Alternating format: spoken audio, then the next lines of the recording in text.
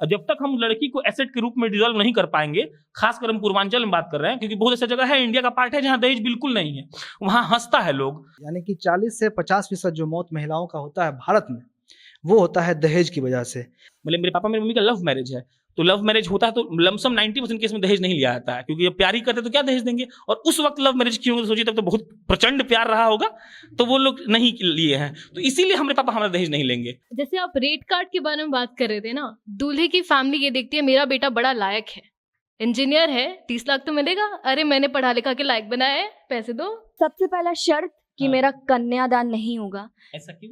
क्योंकि कन्यादान सिर्फ कोई ऑब्जेक्ट थोड़ी है जिसको दान किया जाए। अगर कन्यादान हो रहा है तो पुरुष दान भी होना चाहिए। दूसरा, हाँ। हम अपना टाइटल चेंज नहीं करेंगे। और तीसरा कि हम अपना घर नहीं छोड़ेंगे। अगर हम अपना घर छोड़ रहे हैं हाँ। तो आपको भी छोड़ना पड़ेगा घर। तो दहेज आप जब लेते हैं या देते हैं ना, तो दोनों को पता होता है कि ये दहेज है, भले बोलता कोई नहीं है, लेकिन ऐसा भी होता है कि दहेज नहीं लिया जाता है। तो वहां मतलब अपार्ट फ्रॉम ओहदा, पोजीशन, ब्लै ब्लै ब्लै, वहां सिर्फ एक ही मेंटेलिटी रहेगा कि अगर वो दहेज है, मतलब गिफ्ट मांगना तो दूर छोड़ दिए, हम सोच भी नहीं सकते हैं ऐसा। सब लोग बोलता है कि हम लोग एक मेल डोमिनेंट देश में रहते हैं।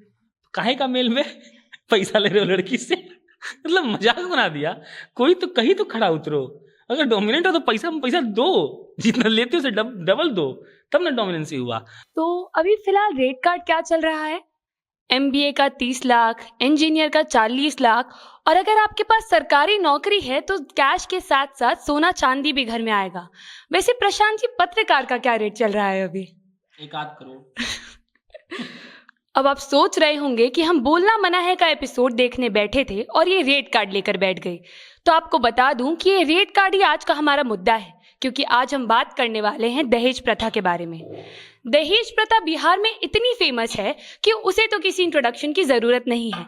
लेकिन आज हमारे बीच प्रज्ञा बैठी हैं, जो क्राइस्ट यूनिवर्सिटी से आई हैं यहाँ हमारे साथ सिर्फ और सिर्फ दहेज प्रथा के बारे में बात करने के लिए।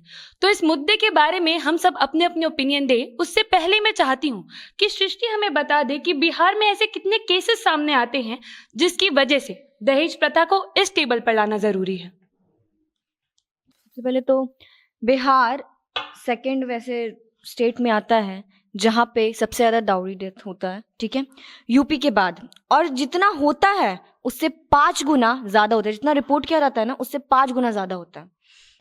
बिहार में पिछले 5 साल में 5,992 केसेस आए हैं डाउरी डेथ्स के। और अगर हम 2016 की बात करें तो NCRB के डेटा के मुताबिक 1,10,378 केसेस आए हैं, मतलब पूरे इंडिया का है अगर इंडिया लेवल पे बात करें तो। और डेली 20 वुमेन ऐसी हैं जो मरती हैं सिर्फ ये दहेज वाले चक्कर में। 1995 से जो 2013 तक का डेटा है उसके मुताबिक जो जितनी भी औरतें हैं या लड़कियां हैं वो 15 से 49 जो एज की होती है उनको फिजिकल वायलेंस का सामना करना ही पड़ता है एक ना एक बार अपनी पूरी लाइफ में, दहेज के चलते। हाँ, दहेज के चलते या फिर ऐसे भी करना ही पड़ता है। अमन जी, मैं चाहती हूँ कि जिन केसेस की का डेटा सृष्टि हमें बता रही है, अब वैसे कुछ केसेस हमारी ऑडियंस को बताएं। एक मामला है गोपालगंज का। अधिकतर इसमें होता यह है कि दहेज के मामले में जो कम उम्र की लड़कियां होती है या फिर महिलाएं होती है वो शिकार बनती हैं इसका, दहेज का। एक 22 साल की महिला थी, गोपालगंज का ये केस है, जहां उनके घर वाले उनको गंभीर तरीके से पीट रहे थे लगातार कुछ दिनों से। उसके बाद पीटने का जो रीजन था वो एकदम पूरे साफ तरीके से दहेज था, दहेज उत्पीड़न का ये मामला था। और उस लड़की से 2 लाख रुपया और एक बाइक उसके घर वाले मांग रहे थे कि तुम अपने घर वालों से कहो कि 2 लाख रुपया और एक बाइक हमको दे।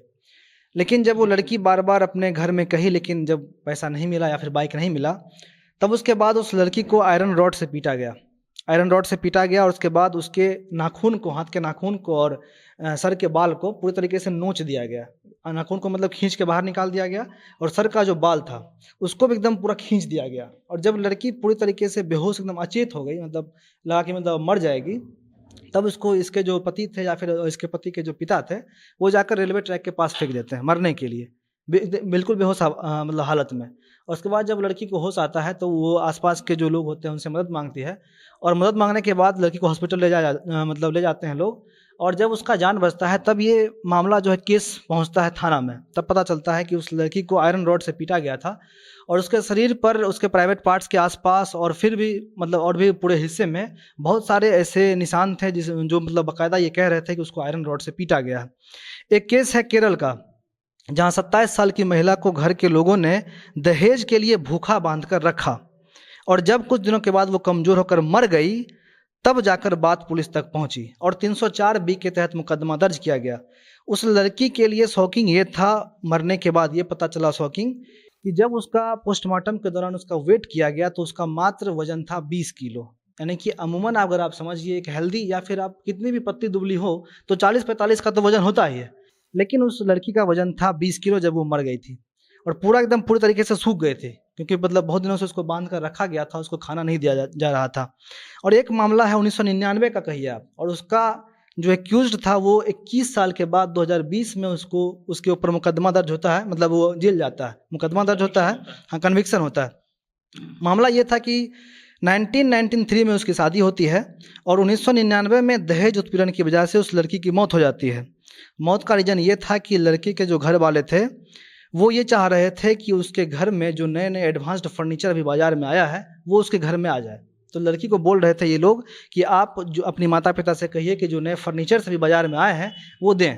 लेकिन जब लड़की नहीं इसके लिए राजी होती है या फिर घर वाले नहीं देते हैं तो क्या होता है कि उसका शादी के 6 साल बाद उसकी मृत्यु हो जाती है। मृत्यु होने के बाद ये लोग उसके घर में बताते भी नहीं हैं। उसके बाद इसको गुपचुप मतलब गुमसुम तरीके से जला दिया जाता है।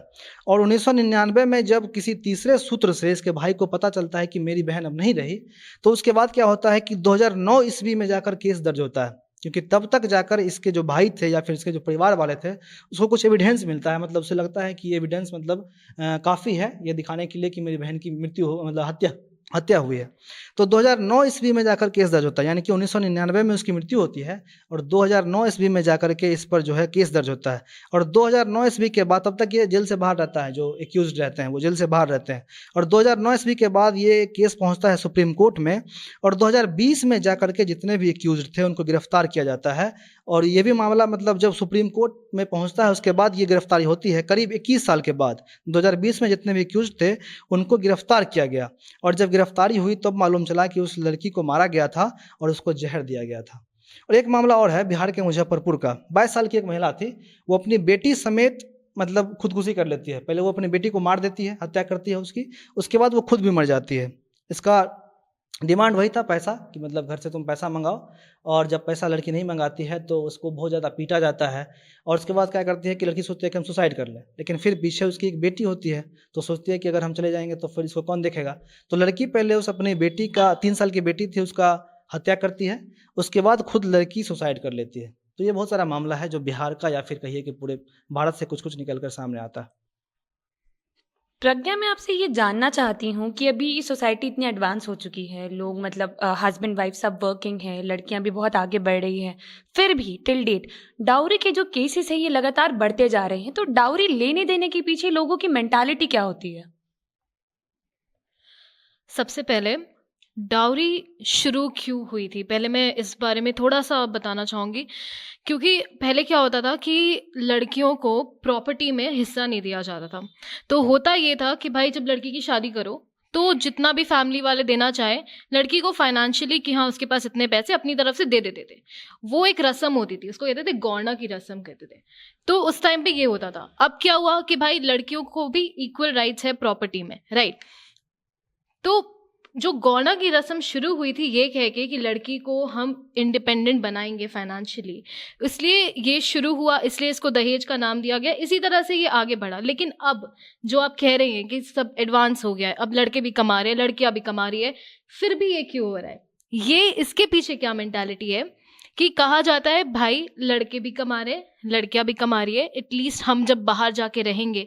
अब इंडिविजुअल न्यूक्लियर फैमिली जो होती है, इंडिविजुअल सिर्फ लड़का लड़की जो अपना नया घर बसाते हैं, वो बसाने के लिए बोला जाता है लड़की के परिवार से कि भाई हमें आप सेटल कर दो, आप हमें पैसे दे दो, हमारी लाइफ को एक किक स्टार्ट मिल जाएगी। ये हो गया रीज़न। मेंटालिटी शुरू हुई थी कि लड़की को हम इंडिपेंडेंस दे देंगे कि भाई अब तुम अपने हिसाब से रहो, अपना नया फैमिली बनाओ, अपना घर बसाओ। लेकिन एडवांसमेंट के साथ एडवांस टर्म्स आ गए, क्या गिफ्ट दे दो, तो क्या आपको ऐसा लगता है कि जो दूल्हे की फैमिली होती है वो उसे डाउरी को अपने बेटे के लिए एक सोर्स ऑफ इनकम की तरीके से देखती है? मुझे लगता है सोर्स ऑफ इनकम नहीं देखती है।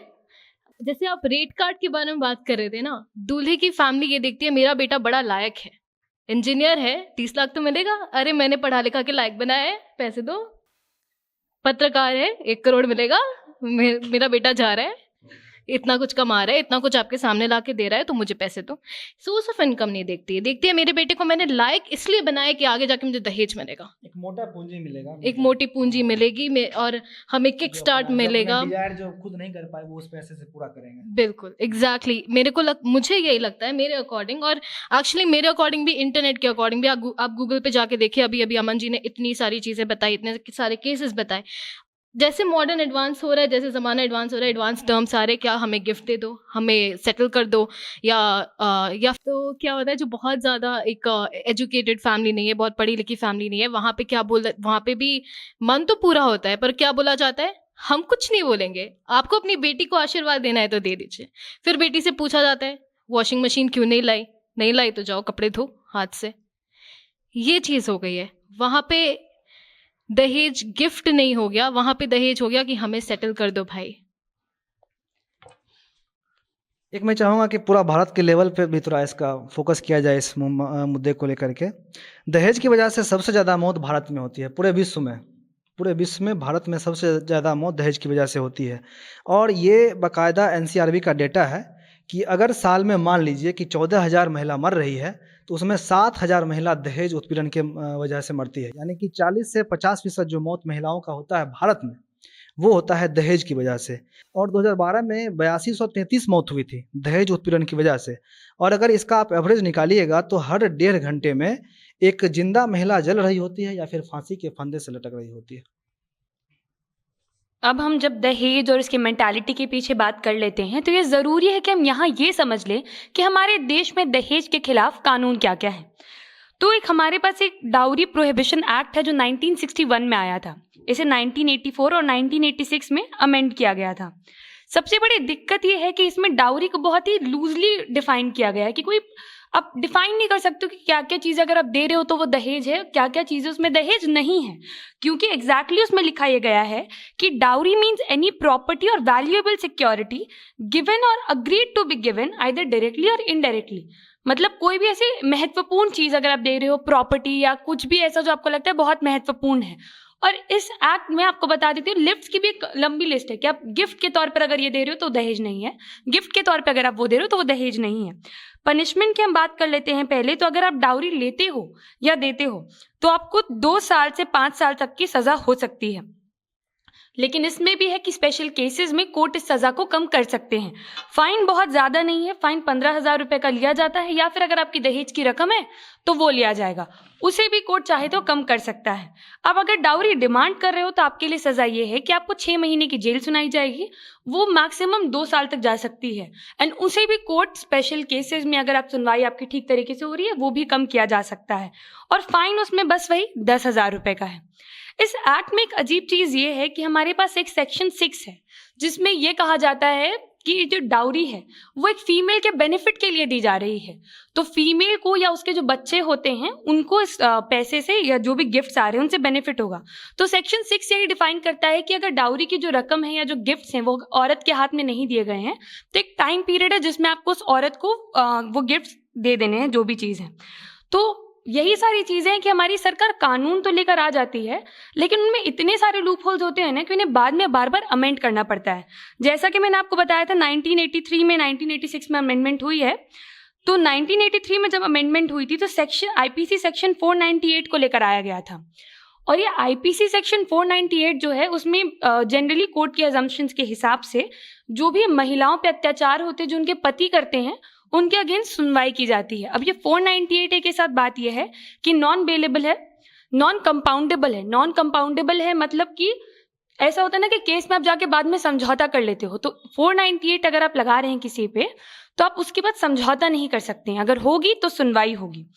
इसके बाद फिर हम लोग के पास एक सेक्शन 304B है जिसके बारे में आप बता रहे थे अपने केस के दौरान में।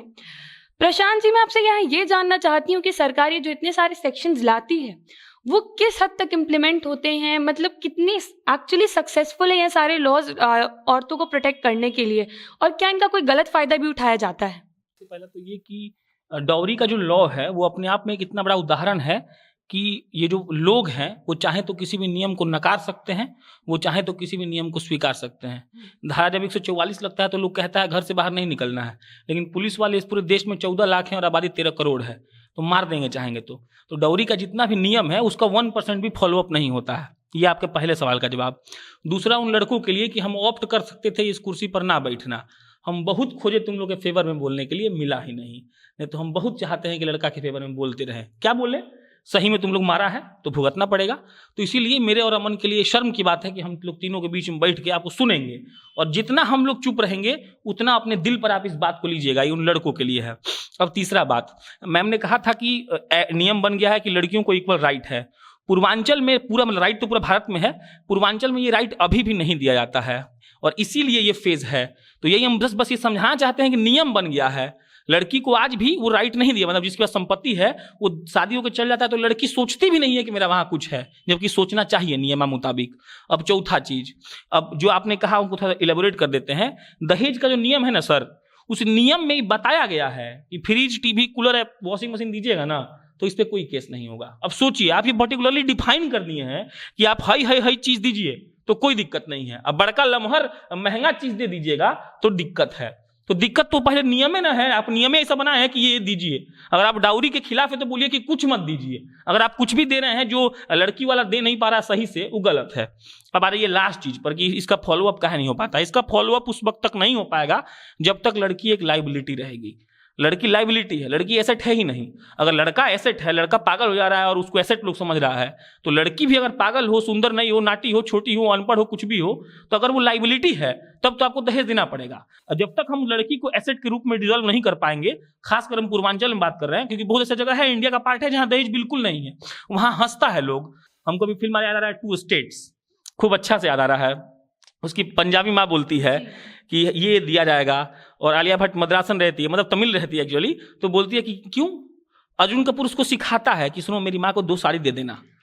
हम देखे हैं बिहार में, मतलब हम अपने सगे संबंधियों को देखे हैं कि वो लोग गिनता है कि एंगेजमेंट में क्या क्या आया है, कितना जोड़ा किसको मिला है, क्या आने के बाद क्या अच्छा है क्या खराब है, उस पर भी इस पे भी कमेंट किया जाता है गाँव घरों में, और बिल्कुल पूर्वांचल में किया जाता है कि कितना रुपए का लमसम होगा। अच्छा, ये लोग इतना का दिया है तो हम लोग भी इतना ही के रेट में कुछ उन लोग को दे देंगे। तो इसीलिए क्योंकि हमारा मेंटलिटी इस बात से फिक्स हो गया है कि शादी माने क्या। हाँ, और ये पूंजी वाले बात से अमन से थोड़ा सा हम सहमत नहीं। पता है लोग क्या करता है, लड़का सब शादी का खर्चा निकालता है। उसका बाप सोचता है कि इतना गाड़ी बुक करने में लगेगा, गहना इतना का देना पड़ेगा, तिलक में इतना खर्चा करना, क्योंकि समाज को दिखाना भी तो है ना कि हम रॉयल शादी किए हैं। तो हमारा 1 करोड़ ना लगे, हम 20 लाख लेके इधर इन्वेस्ट कर रहे हैं, हम 0 पे 0 रह जाए।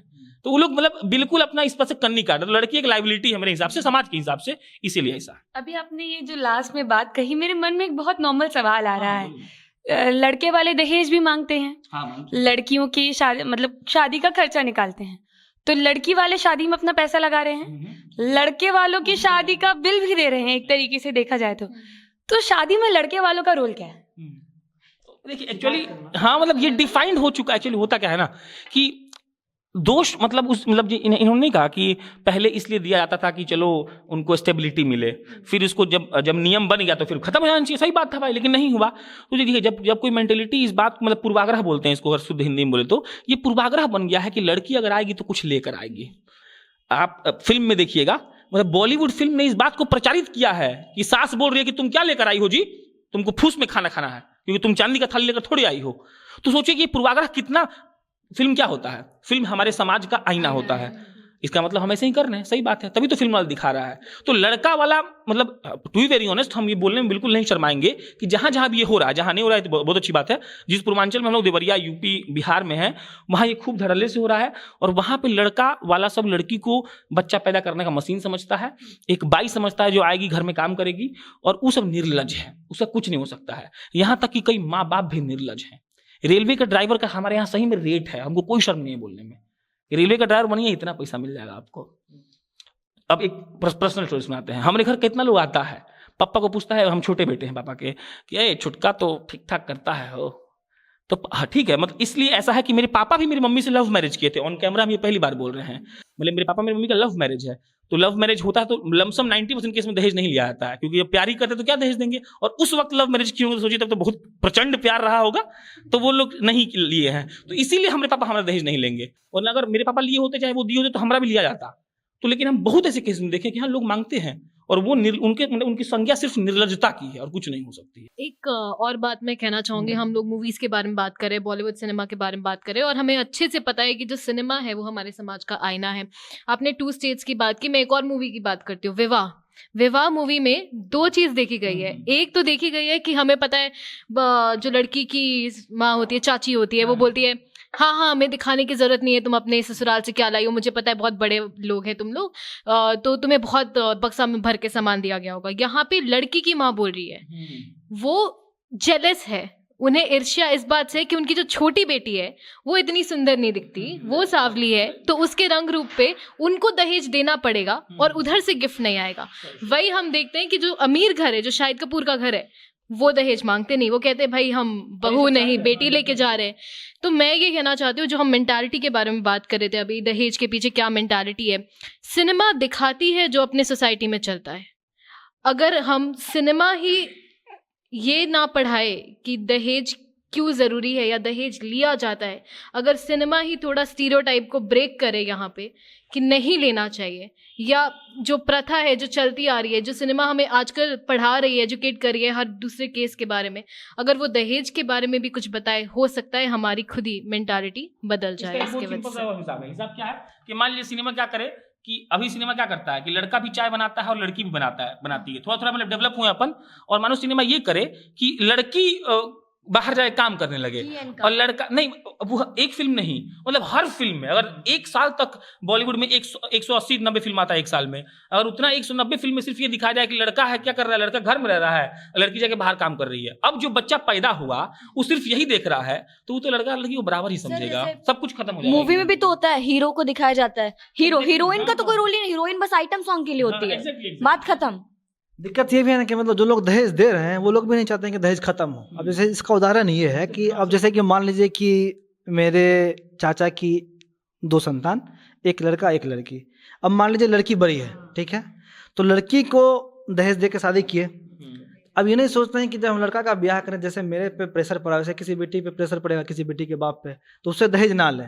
वो लोग दहेज लेते हैं, हाँ, दिए हैं तो हम भी लेंगे। और अधिकतर केस में देखा यह जाता है कि जो महिलाएं होती हैं ना, वो और चाहती हैं कि हम दहेज लें, मतलब कि लड़की जो मतलब माँ है, वो चाहती है कि हम दहेज लें अपने बेटे की शादी में। कन्यादान पर कुछ बात हो रहा था, कन्यादान पे तो बात करेंगे सर। इससे पहले मैं एक चीज़ कहना चाहती हूँ कि जैसे हम लोग कह रहे हैं कि समाज की गलती है डाउरी में, सिनेमा की गलती है, कुछ चीज़ें गलत दिखा रहे हैं, मेरे हिसाब से हमारी सरकार की भी उतनी ही गलती है। क्योंकि अगर आपने हमारे लिए कोई कानून बनाया है तो अगर वो इम्प्लीमेंट हो रहा है या नहीं, इस पर आपको चेक रखना चाहिए। और जैसा कि मैंने लॉज बताते वक्त ही कहा था, हमारे पास बहुत सारे लूप होल्स हैं सर। लूप होल्स इतने बढ़ गए थे कि सेक्शन 498A के तहत फॉल्स केसेस बहुत आने लगे थे। होता नहीं है मियाँ बीवी में लड़ाई हुई जाके, और इतना इजी था केस करना, और ये मेल्स के लिए थोड़ा डिफिकल्ट हो गया था। यहाँ मैं बिल्कुल नहीं कह रही हूँ कि डायरी के केसेस गलत आते हैं, उस पर भी मैं बात करती हूँ आगे। लेकिन फिर सुप्रीम कोर्ट्स को कुछ हाईलाइटेड केसेस थे जिनके नाम मैं ले सकती हूँ। एक था चंद्रभान वर्सेस स्टेट का केस, उसके बाद फिर आपका था Rajesh Sharma and others versus UP, state of UP, 2017 का केस था। तो इनमें सुप्रीम कोर्ट को कुछ अमेंडमेंट्स करने पड़े थे ताकि मेल्स को अरेस्ट करना इतना इजी ना पड़ जाए। क्योंकि अब देखिए, कंप्लेंट फाइल करने वाली हमेशा महिला भी नहीं हो रही है, कभी होता है परिवार वाले दबाव डाल के केस फाइल करवा देते हैं तुमसे ठीक तरीके। किसी लड़का का अफेयर भी होता है ना, किसी मतलब पति पत्नी है, मेरा अफेयर हुआ किसी से, तो मेरी पत्नी सोचेगी अब बदला कैसे ले, हाँ। तो चले जाओ ठोक दो डाउरी का, ऐसा होता है बिल्कुल। क्योंकि इसमें केस करना, अरेस्ट करवाना इतना ईजी था, तो सुप्रीम कोर्ट ने बहुत सारी अमेंडमेंट्स की जिसमें ये बताया गया कि एक committee, family welfare committee setup होगी, उसके बाद एक स्पेशल ऑफिसर इस चीज को चेक करेगा और उसके बाद ही ये केस जो है वो फाइल किया जाएगा। अब से इसमें भी 1000 तरीके के लूप हो जाए। अगर आप लॉ और जो कंप्लेन कर रहा है उसके बीच में थर्ड बॉडी को लाते हैं तो वहां पे तो प्राइवेटाइजेशन हो जाएगी ना। अगर मैं जा रही हूँ किसी एक पुलिस ऑफिसर के पास, अब हर एरिया का अपना अपना होगा, ये डिस्ट्रिक्ट वाइज डिवाइड होगा, तो किसी एक तरीका अपने तरीका का न्याय है।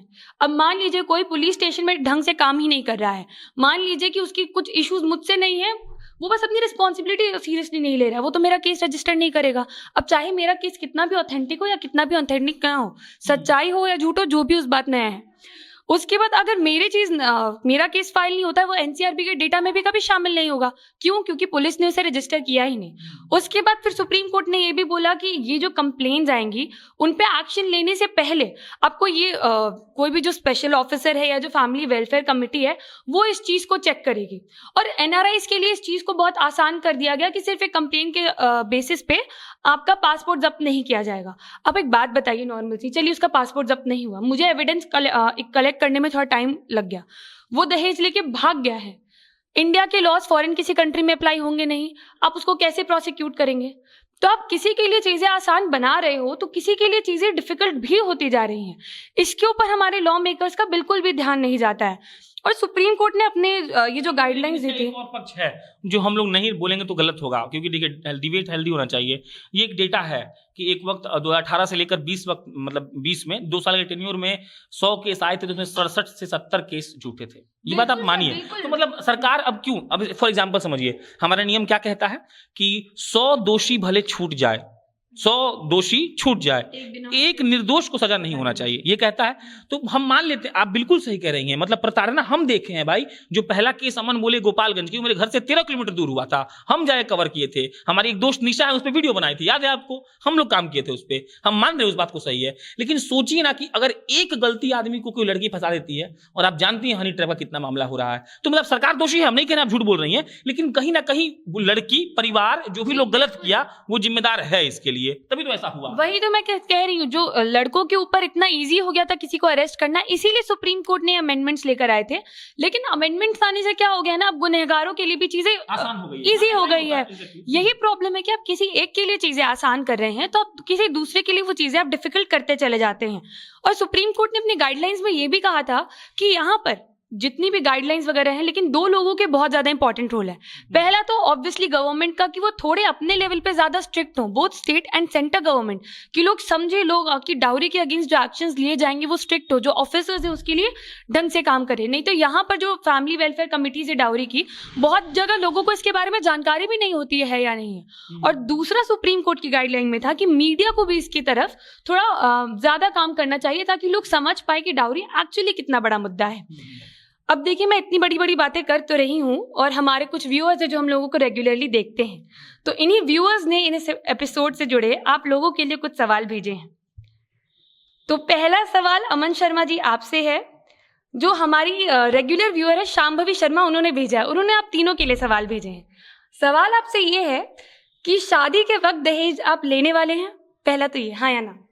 नहीं, देखिए मेरा मेंटलिटी जो कहता है, हाँ। हम बहुत सभ्य आदमी हैं, ठीक है, क्या है? बहुत ज़्यादा सभ्य आदमी हैं, और हम ये ट्राई करते हैं कि मेरे वजह से किसी दूसरे को नुकसान या फिर कुछ वो ना हो। इसलिए मेरा तो दहेज लेने का कोई पक्ष नहीं है। हम बिल्कुल अगर अपने तरीके से शादी करेंगे तो बिल्कुल दहेज नहीं लेंगे, बिल्कुल दहेज नहीं लेंगे। हाँ। आगे उन्होंने लिखा है, इफ यू से नो, घर वालों का मन है लेने का, फिर उनको कैसे संभालेंगे आप? प्रैक्टिकल आंसर दें। हमको लगता है कि हम अपने माँ बाप को इतने खुश कर देंगे ना कि मतलब उनको किसी चीज़ का जरूरत महसूस ही नहीं होगा, ठीक है। और दहेज लेने का जहाँ तक बात है, तो दहेज तभी लेंगे जब लगेगा कि मेरे पास पैसा कम है, बहुत पैसा कमा के दे देंगे, दहेज लेने की जरूरत नहीं पड़ेगा। प्रशांत जी, आपसे ही अगला सवाल है, वो शांभवी शर्मा जी का ही है, कि पढ़े लिखे होने पे तो माँ बाप और ज्यादा दहेज लेते हैं, रेट कार्ड होता है एक तरीके से। कुछ लोग ऐसा भी कहते हैं कि मार्केट में इतना चल रहा है अभी, जैसा अभी मैंने इंट्रोडक्शन में कहा था। फिर ये कहना गलत तो नहीं होगा ना कि आप होशो आवाज में खुद को बेच रहे हैं? नहीं, ठीक है, ऐसा रेट होता है। और देखिए, अमन का जो दूसरा आंसर था बहुत सेटिस्फैक्ट्री था, कि मतलब एक माँ बाप को क्या चाहिए होता है, बेटा बढ़िया पैसा कमाए, और हम लोग जो काम कर रहे हैं, हमारा करियर तो जनता जंक्शन ही है, तो हम लोग अच्छा खासा पैसा कमाएंगे एक दिन, जिससे जरूरत नहीं पड़ेगा। और in terms of my self हम बता चुके हैं कि पापा लव मैरिज किए हैं, मम्मी से तगड़ा प्यार था, और हमारा भी कोई सीन नहीं है। लेकिन हाँ, शादी जब होगा तो पैसा तो नहीं लेंगे। इसका गारंटी इसीलिए है कि जीन में है, जो लोग ब्लड होता है वो ब्लड फॉलो करता है ना। तो जैसे वो संस्कार बोलती है संस्कृत, ये हमारे ब्लड में ही है कि पप्पा नहीं लिए तो बेटा भी नहीं हिलेगा। लेकिन बाकी लोग के लिए यही रहेगा कि हाँ, होशो-हवास में बेचते हैं, और निर्लज्जता का हद पार करना इसको बोलते हैं। और हमको तो एक दिक्कत बहुत प्रॉब्लम है लड़की आएगी, बच्चा पैदा करेगी तुम्हारा, शाम में तुमको खाना बनाए खिलाएगी, बर्तन धोएगी, तेल लगाएगी, जब तुम रोओगे तो अब साला पैसा भी देगी। तो ये कैसा नियम होता है? मतलब हमको समझ में, हमको तो लगता है, मतलब हम फिर बोल रहे हैं कि I am not saying this thing to be cool on camera, कि सही में लड़का को पैसा देना चाहिए। मतलब लड़की क्या होती है, दुनिया में कभी कोई बोला जाता है तो विदेश में भी लोग बोलता है कि परिवार को बिगाड़ने या बर्बाद बनाने वाली लड़की होती है। मैक्सिमम टाइम हम लोग बनाने का ही जिक्र करते हैं। तो कोई आकर तुम्हारे परिवार को बांध रहा है और तुम कहते हो कि पैसा लेके आओ, तो ये कौन कॉन्सेप्ट है? हमको समझ में नहीं आता है। तो इस कॉन्सेप्ट पर ही लानत है। तो नीतीश जी के लिए जो लानत हम भेजते हैं, आज उन लड़कों के लिए जो दहेज लेते हैं। सृष्टि जी से ही हमारा अगला सवाल है। सवाल पूछने वाली फिर से शांभवी जी ही हैं। एक मिनट, शांभवी शुक्रिया। देखते रहिए आप जनता जंक्शन। आप जैसे लॉयल दर्शक हम लोग को हौसला देते हैं कि हम बैठकर आपके लिए एपिसोड कर सके।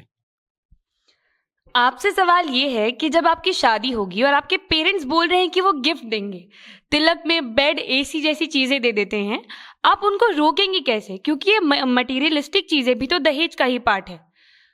लगता है कि बस बेड दे रहे हैं, पर पता होता है कि ये दहेज ही है। तो आप इस चीज को कैसे फाइट बैक करेंगी और कैसे अपने पेरेंट्स को समझाएंगे कि डाउरी नहीं देनी है? सबसे पहले तो मेरा यही है कि हम शादी तो नहीं करेंगे, बट अगर कभी नहीं पूरा बताइए। हाँ, बट कभी ऐसा सिचुएशन आता भी है तो मेरा पहले तो तो मेरा 3 शर्त रहेगा। हाँ, सबसे पहला शर्त कि मेरा कन्यादान नहीं होगा। ऐसा क्यों? क्योंकि कन्यादान सिर्फ कोई ऑब्जेक्ट थोड़ी है जिसको दान किया जाए। अगर कन्यादान हो रहा है तो पुरुष दान भी होना चाहिए। इधर की उंगली करती हो उधर मतलब कन्या पुरुष दान भी होना चाहिए। दूसरा, हम अपना टाइटल चेंज नहीं करेंगे। टाइटल बताइए अपना। मेरा श्रीवास्तव टाइटल है, जातिवाद बिल्कुल नहीं करे, बट हम अपना टाइटल चेंज नहीं करेंगे। और तीसरा कि हम अपना घर नहीं छोड़ेंगे। अगर हम अपना घर छोड़ रहे हैं तो आपको भी छोड़ना पड़ेगा। मतलब आप अपने मम्मी पापा के पास नहीं रहेंगे तो लड़का भी अपने में, हाँ लड़का भी अपने, हाँ इक्वालिटी, लड़का भी अपने में। अगर इसको लोग कहेंगे कि घर बर्बाद करने वाली औरत आई है तो ठीक है, हम घर बर्बाद करने वाले आए हैं, लेकिन ऐसा ही होना चाहिए। और बात आती है अगर इस चीज पे, तो हम बिल्कुल समझाने की कोशिश करेंगे। कोशिश क्या करेंगे? आप बोल रही हैं कि शादी करेंगे ही नहीं। अगर ऐसा सिचुएशन आया, शादी तो नहीं है करेंगे, एकदम है। लेकिन अगर ऐसे, लड़का से इतना नफरत है आपको? हमको मतलब शादी पे भरोसा नहीं है। बस हमको लगता है क्यों करना शादी? शादी के बाद भी तो बहुत कुछ होता है। कुत्ता पाल लो, मेरा ड्रीम है और ये सच बात है कि हम एक अपना फ्लैट खरीदे गए और कुत्ता पाल के रखे। बस कुत्ता रखे, उसी के साथ रहे। आगे बढ़ाना ऐसा कुछ नहीं, हम ऐसा कुछ कभी नहीं सोचे और हम करना भी नहीं चाहते। हाँ, जनता जंक्शन के साथ आगे बढ़े। जनता जंक्शन नहीं, जनरेशन तो बढ़ेगी, जनता जंक्शन के साथ भी आगे बढ़ेंगे। फिर यही था कि हम अपने मम्मी पापा को समझाएंगे कि हमको दहेज वहेज मत, ये सब देने का क्या जरूरत है? आपकी बेटी खुद कमाती है तो जरूरत नहीं है सब चीज का देने का। बस, और समझेंगे, बिल्कुल समझेंगे पापा।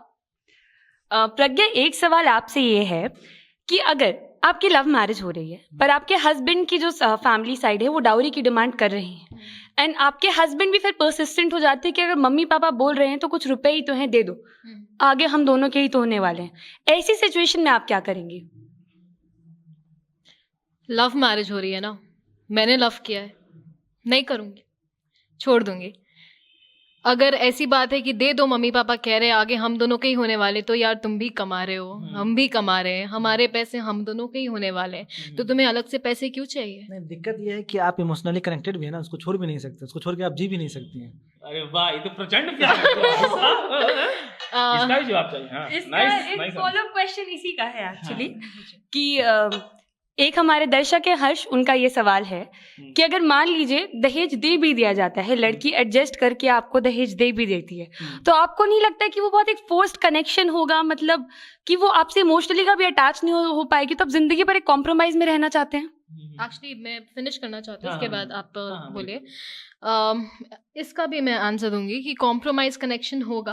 पहली बात तो मैं दूंगी ही नहीं, पहले मैं वो आंसर कंप्लीट कर दे रही हूँ।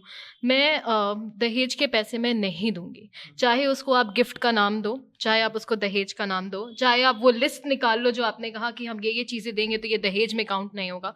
अगर बात ये है कि अभी दे दो, मेरे मम्मी पापा कह रहे हैं और बाद में ये पैसे हम दोनों के होंगे, तो तुम कमा रहे हो, हम कमा रहे हैं, हम दोनों बहुत अच्छी फैमिली से हैं, हम पैसे नहीं देंगे।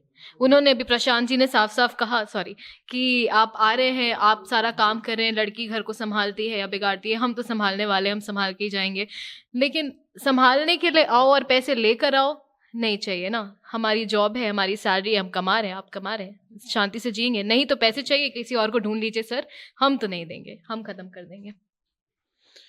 इसमें एक पॉइंट ये भी है, मतलब जैसे कि अगर मान लीजिए कि हम दोनों लव मैरिज कर रहे हैं, लेकिन सामने से अगर दे दे, नहीं मतलब सामने से अगर होगा कि दे दे लड़की भी, लेकिन इसमें ये होगा कि अगर हम उससे रियल लव करते हैं, ठीक है, तो हमको पैसा से क्या मतलब है, हम उसके गोद में सर रख के सो लेंगे, वो मेरे गोद में सर रख के सो लेगी, हम दोनों मस्त रहेंगे, पैसा से क्या मतलब है हमको। रियल और फेक लव को डिफाइन करिए जरा, हम बहुत कंफ्यूजन रहता है। रियल और फेक लव का सीधा तरीका मतलब यही है कि कहते हैं ना कि गाना भी है कि गाना भूल गए, हाँ एक गाना है मतलब भूल गए, लेकिन रियल लव और फेक लव कुछ ऐसा है नहीं, मतलब जो सक्सेस हो गया वो रियल था, जो सक्सेस नहीं हो पाया फेक था। सर एक सवाल रहेगा, हाँ आप शादी में जरूर ना तो देखें, एक सिचुएशन रख रहे हैं आपके सामने, ठीक है, मान लीजिए आपको लड़की से बहुत प्यार हो गया, लेकिन माँ बाप बोल रहा है कि ना दहेज तो लेबे करेंगे, तो फिर मतलब क्या करेंगे ना, आपको लड़की को भी नहीं छोड़ना, लेकिन दहेज के लिए भी अड़े हुए, तो आप क्या करेंगे।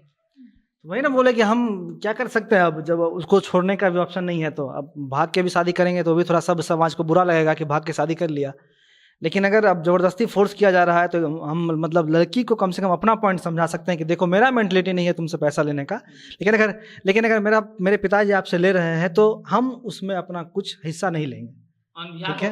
हाँ अमन तो जवाब अच्छा थी, इसमें कोई शक नहीं था। होता क्या है कि पत्रकारिता नेताओं के पैसे से होती थी, जब प्रशांत, अंकित और अमन लोग से पैसा लेके पत्रकारिता कर सकता है तो अपने बाप और माँ को भी समझा सकता है। अब एक आखिरी सवाल है आप दोनों से मतलब आप दोनों से हाँ। कि ये हमारे एक मित्र हैं हर्ष बामरा, वो जनता जंक्शन के बड़े फैन हैं। हाँ, तो उनका ये सवाल है आप दोनों से कि आप दोनों बहुत अच्छी पोस्ट पे होंगे फ्यूचर में भी, अभी मतलब जनता जंक्शन जिस स्पीड से आगे बढ़ रहा है, आप दोनों की जब शादी फिक्स हो जाती है, अब जो लड़की के पिताजी हैं वो अपने मन से चाहते हैं दहेज देना, अपनी रेपुटेशन समाज में बनाए रखने के लिए, बड़ा ही मतलब डबल फेस समाज है, तो अपनी रेपुटेशन बना के कि नहीं अपनी बेटी की शादी में कैसे नहीं थे, वो दहेज देना चाहते हैं। लेकिन आप लोग अब जिस पोस्ट पे पहुंच चुके हैं वहां पे आप दहेज अपनी इमेज की वजह से नहीं ले सकते हैं, कि गलती से भी अगर ये बात सामने आती है कि आप लोग जो ओहदा मेंटेन कर रहे हैं वहां आप लोग दहेज ले रहे हैं, तो ऐसे में लड़की के पिताजी को दिक्कत और दूसरे वाले में आप लोगों को दिक्कत, तो इस सिचुएशन में आप लोग क्या करेंगे। देखिए आपको अपना एक सीक्रेट बताते हैं हम, फिर आपको एग्जाम्पल समझाते हैं। हम क्लास 10वीं में मैथ में हम फुस हैं, ये हम अनाउंस कर चुके हैं, मैथ में हम फुस थे, फुस हैं और फुस रहेंगे, हमको कुछ नहीं आता है। तो होता क्या था कि हम सच में हम मैथ याद करते थे, बताए हैं इन लोग को।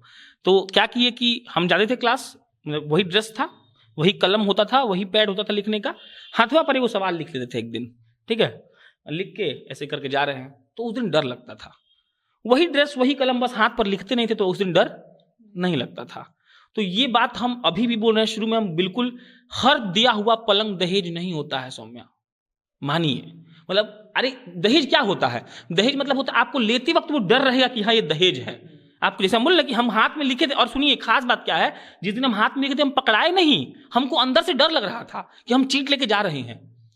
तो दहेज आप जब लेते हैं या देते हैं ना, तो दोनों को पता होता है कि ये दहेज है, भले बोलता कोई नहीं है, लेकिन ऐसा भी होता है कि दहेज नहीं लिया जाता है। तो वहां मतलब अपार्ट फ्रॉम ओहदा, पोजीशन, ब्लै ब्लै ब्लै, वहां सिर्फ एक ही मेंटेलिटी रहेगा कि अगर वो दहेज है, मतलब गिफ्ट मांगना तो दूर छोड़ दिए, हम सोच भी नहीं सकते हैं ऐसा। मतलब आप सिंपल एक बात समझिए, जैसे हम कभी कभी आते हैं, पानी लाना होता है तो आप हमको उठा के दे देती हैं, तो हम दो चीज सोच सकते हैं, आप एज ए एम्प्लॉय हमको पानी दी, आप डर के हमको पानी दी, और सबसे बेहतर होता है कि आप समझी कि हम प्यासे हैं, कुछ काम करें, तो आप सोचिए कि उनको क्यों डिस्टर्ब करें, हम ही पानी दे देते हैं। तो हम हमेशा तीसरा चीज सोचते हैं, अगर वो दोनों सोचेंगे तो हमको प्रॉब्लम है। तो अगर वो दहेज है तब तो कोई सवाल ही नहीं है, और ओहदा का कोई बात नहीं रहेगा। अगर वो दहेज नहीं है, उसका बाप लाया बोले गुलाब का पीला फूल ले लो, तो हम उसको एकदम सजा देंगे। और अगर वो छोटा सा पलंग भी रहा तो मतलब पलंग इन द सेंस ऑफ दहेज नहीं रहेगा वो, तो इसमें ओहदा, पोजीशन, लड़का लड़की कुछ नहीं रहेगा। मेंटेलिटी हमारा रहेगा कि हमको लगेगा कि नहीं ऐसा कोई बात नहीं है, उस आदमी को सही में हमसे प्यार है, बोल रहा है कि सुनो ना हाँ ये अंगूठी तुम पहन लो, उस प्यार है, उसको हमको फील होता है, प्यार फील होता है ना, लड़की और लड़का के आंख के वाइब से मालूम चल जाता है, तो वाइब पे हम देखेंगे। ओहदा मेरे लिए कुछ नहीं रखता है। और अमन जी सेम सवाल आपके लिए भी था। सबसे पहले मेरे कंडीशन में जो इनका कंडीशन था वो थोड़ा उलट था, इसलिए क्योंकि हम जिस जगह से उठकर उस ओहदे पर पहुंचेंगे, मेरे माँ बाप के लिए गर्व का बात रहेगा ये बोलना कि हम अपने बेटे के लिए 1 करोड़ दहेज में लिए हैं, ठीक है, सबसे पहला बात ये। दूसरा बात ये कि अगर हम अपना सोचेंगे कि अगर मेरे फ्रेटर्निटी में या फिर किसी मेरे कद के लोगों में ये बात पता ना चले, तो उसके लिए यही कर सकते हैं कि मतलब हम अपनी तरफ से तो मतलब हमेशा कोशिश करेंगे कि हम दहेज ना लें, और मतलब यही कोशिश करेंगे दहेज ना लें, और माता पिता को भी समझाएंगे दहेज मत लीजिए, आपके लिए गर्व का बात हो सकता है, लेकिन हम जिस ओहदे पे बैठे हुए हैं, हमको ये मतलब पर्सनली गलत लग रहा है दहेज लेना, इसलिए आप मत लीजिए। अब हम इस वीडियो के अंत पर पहुंच चुके हैं और मैं सबसे हर बार की तरह उनके क्लोजिंग स्टेटमेंट्स लेने वाली हूं। अपने क्लोजिंग स्टेटमेंट में मैं बस गवर्नमेंट से आज इतना कहना चाहती हूं कि अगर आप कोई कानून बनाते हैं तो ज़रा उन पर ध्यान भी दिया जाए कि उनको कितने तरीके से फॉलो किया जा रहा है, क्योंकि कभी कभी आप कानून बनाकर लोगों के हाथ में ही हथियार दे देते हैं। ये सब शायद आप लोगों को भी सुनकर थोड़ा शॉकिंग लगेगा। एक केस के बाद मतलब इस चीज़ को जैसे यूज़ किया जा रहा था, तो जो सेक्शन 498 है उसके अगेंस्ट उसके अंदर जो केसेस आ रहे थे, तो सुप्रीम कोर्ट ने उसे लीगल टेररिज्म भी कह दिया था कि जिस तरीके से लोग इसे एक दूसरे को बर्बाद करने के लिए इस्तेमाल कर रहे हैं, तो ये एक तरीके से लीगल टेररिज्म ही तो है कि आपने कानून का एक दायरा सेट कर दिया है। उस दायरे के अंदर रहकर आप लड़के को या उसकी फैमिली को डरा धमका कर उनसे अपनी मन की चीज़ें करवा सकते हैं, क्योंकि हो ना हो हमारा कानून कहीं कहीं इतना वीक पड़ जाता है कि इंसाफ तो छोड़िए, वो ठीक से खड़ा ही नहीं हो पाता, हमें पता ही नहीं होता है कि हम करें तो क्या करें। तो गवर्नमेंट से बस यही अपील रहेगी कि डाउरी को लेकर उस मैटर को थोड़ा सीरियसली हैंडल किया जाए, और जो लॉज हैं उनके प्रोविजंस को ध्यान में रखा जाए, और जो कन्विक्शन रेट है उसको भी इम्प्रूव किया जाए। मेरे हिसाब से 4 बात है। सबसे पहले तो आप इसने कानून का बात किया, वो भी है, क्योंकि जिस कानून पर ये भार कहे या फिर बोझ कहे कि वो समाज में शासन व्यवस्था को सही से रखे, वो भी इस बात के लिए जिम्मेदार है कि जितने भी मतलब दोष या फिर जितने भी इस तरह के निकल के सामने केस आ रहे हैं, उस पर अच्छी तरीके से मतलब लोगों को उसके लिए सज़ा मिले। जैसे कि मैंने आपको एक केस भी बताया था कि आरोपी को पकड़ने में 21 साल लग गया, यानी कि पकड़ने में अगर आपको 21 साल लग गया, ज़िंदगी तो अपना पूरा जी लिया, तो कहीं ना कहीं ये होना चाहिए। दूसरा बात ये है कि लोग का जो मेंटलिटी है, लोग चाहते हैं कि घर में बैठे बैठे पैसा आ जाए, लोग चाहते हैं कि मेरे घर में बैठे बैठे कहीं से फ्रिज आ जाए, कहीं से वॉशिंग मशीन आ जाए, ठीक है। तो लोगों की इस बात की जो मेंटलिटी है कि फ्री में जो खाने का वो है, भूख फ्री खाने का जो भूख होता है, कि मतलब बहुत लोग होता है ना जैसे कि भूख नहीं भी लगा हुआ लेकिन कुछ मिल गया तो खा लिए, तो ऐसा ही है कि पहला ये कि जो लोग फ्री पे पलना चाहते हैं तो इसको चेंज करना पड़ेगा।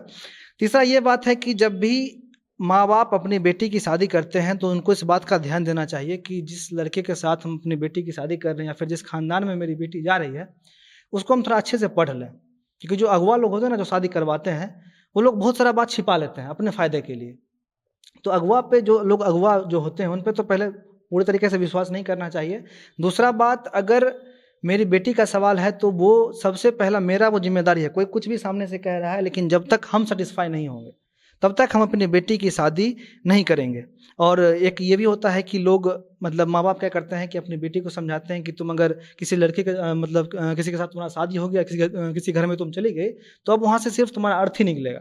और बाद में लोग होता है कि जैसे कि मारपीट हो रहा है या फिर जैसे लड़की बीच में आ गई, तो ये लोग क्या करते हैं कि फिर बोलते हैं कि तुम्हारा पति है, उसको समझा बुझा के फिर वहाँ पे भिजवा देते हैं। तो होता यह है कि लड़की लोग क्या करती है कि उसको अकेला फील होता है। अब इधर जो घर वाले हैं वो मारपीट रहे हैं, इधर से जो घर वाले हैं वो तो ये बोल के रखे हैं कि तुम्हारी अर्थी ही वहाँ से निकलेगी, यानी कि अब लड़की को मतलब किसी ना किसी हाल में मरना ही है, तो वो सुसाइड कर लेती है।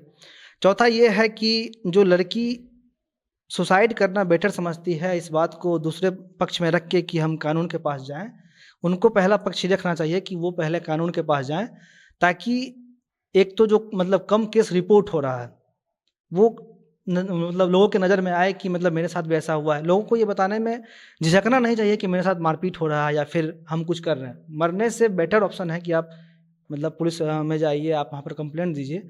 तो ये सब 3 4 5 बात है जिस पर ध्यान देने की ज़रूरत है। आज सुबह ही मैंने मोबाइल पे एक कुछ पढ़ा था, उसमें ये लिखा था कि आप उस चीज़ को लेकर के बहुत सतर्क रहें जो चीज़ आप अपने दिमाग में बिठाते हैं, क्योंकि जो आप अपने दिमाग में बिठाते हैं वो बहुत जल्दी नहीं निकलती है या शायद कभी ना निकले। वैसे ही अभी जो आपने बताया अमन जी की लड़की के दिमाग में ये है कि माँ बाप ने कहा वहाँ से तो अर्थी ही निकलेगी, और इधर इधर ये लोग मार रहे हैं, तो ये चीज़ आपके दिमाग में बैठ गई क्योंकि आपके मम्मी पापा ने बताया। क्या हुआ है कि आज हम 2020 में हैं, हमारे मम्मी पापा 1960 में पैदा हुए, उनकी परवरिश अलग है, हमारी अलग है। हमने एजुकेशन लिया है, हम मॉडर्न एजुकेशन ले रहे हैं।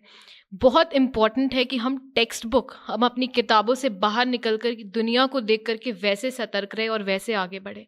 अगर यहाँ पे पॉजिटिव, यहाँ पे आप सतर्क रहोगे, यहाँ पे आपको पता है क्या सही है और क्या गलत है, तो आपके साथ गलत नहीं होगा। दहेज जो प्रथा है, जो बन गई है, ये एक्चुअली जब अंग्रेज़ आए थे तो वो अपने साथ लेकर आए थे और उन्होंने ये ज़रूरी कर दिया था कि जब शादी होगी तो लड़की के परिवार वाले कुछ देंगे तभी मानी जाएगी कि शादी हुई है। और उस चीज़ को हम प्रथा बना करके आज तक चलाए आ रहे हैं और ऐसे ऐसे केसेस हो गए हैं। तो सतर्क रहें, एजुकेशन है उसको यूज़ करें, तो ही दहेज और तो ही ये सब कुछ नहीं होगा, क्योंकि आप भी जानते हैं क्या गलत है क्या सही है। और दहेज और गिफ्ट के नाम पे ये जला देना, मार देना, काट देना, ये तो बिल्कुल भी सही नहीं है और ये आप भी जानते हैं। सबसे पहले तो दहेज किस लिए ले जाता है कि मेरी बेटी अच्छे से रहे, सामने वाला एकदम अमीर हो, पैसा दे, एकदम खुश से रहे। क्यों? लड़की को इतना पढ़ाओ कि वो खुद ही कमा के इतना ऊपर चल जाए कि लड़का आके बोले कि पैसा ले लो प्लीज, मेरे से शादी कर लो, ये करे। तो सबसे पहले अपनी लड़की को इतना पढ़ाई, उसको बोझ मत समझिए। अगर वो उसमें कुछ कमी है तो ये क्यों सोचते हो आप कि उसको पैसा के नाम पे शादी ही करवाओ। घर में नहीं रख सकते बेटा को, कुछ बेटा लफंगा रहता है, इतना घूमता है रोड पे, लफाबाजी करता है, तो उसको तो घर में बैठा के रखते हो, उसको थोड़ी किसी के पास भेज देते हो। तो यही बात है कि लड़की को भी वैसे ही रखो, उसको मत समझो कि वो बोझ है, उसको इतना पढ़ाओ कि दहेज ना देने का जरूरत पड़े ना लेने का जरूरत पड़े। पहला पॉइंट इससे हम सहमत हैं। दूसरा ये है कि सब लोग बोलता है कि हम लोग एक मेल डोमिनेंट देश में रहते हैं। काहे का मेल में पैसा ले रहे हो लड़की से, मतलब मजाक बना दिया। कोई तो कहीं तो खड़ा उतरो, अगर डोमिनेंट हो तो पैसा दो, जितना लेते हो उसे डबल दो, तब ना डोमिनेंसी हुआ। और दूसरा बात जो ये अब बोली उसको थोड़ा हम अच्छे से डिफाइन कर देते हैं।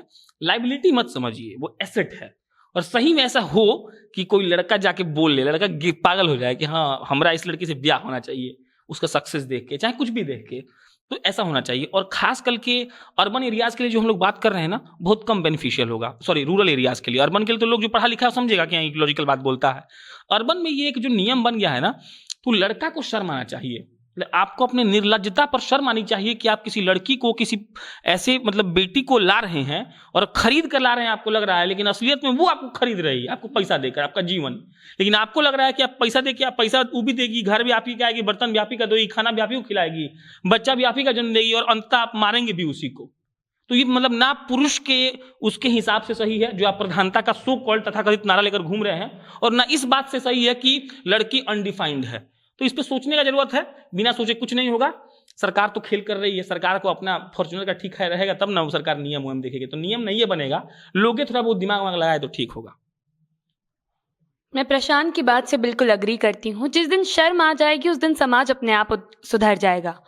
और एक चीज़ और है, जिस इक्वालिटी की बात, जिस बराबरी की बात हम लोग सब करते रहते हैं, जिनके बारे में हम कोट्स शेयर करते रहते हैं आजकल के ज़माने में, अगर वो चीज़ें हम अपनी इंडिविजुअल लाइफ में अप्लाई करना स्टार्ट करें तो शायद हर वो मुद्दा जिसके बारे में हम हर संडे को बैठकर आपके सामने ऐसे डिस्कशन करते हैं, वो सारे मुद्दे ही खत्म हो जाएंगे। इस सेगमेंट में आप सभी के लिए इतना ही। अगले हफ्ते मिलते हैं आपके साथ फिर एक नए मुद्दे के साथ। और मैं फिर आपसे वही कहूंगी जो मैं हर एपिसोड के अंत में कहती हूँ, कोई और आपकी बात सुने ना सुने, जनता जंक्शन आपकी बात जरूर सुनेगी। इस सेगमेंट में आपके लिए इतना ही। अगले हफ्ते मिलते हैं फिर एक नए मुद्दे के साथ। तब तक के लिए मैं हूँ आपके साथ सौम्या राठी, कैमरे के पीछे अंकित शर्मा, और आप देख रहे हैं बोलना मना है।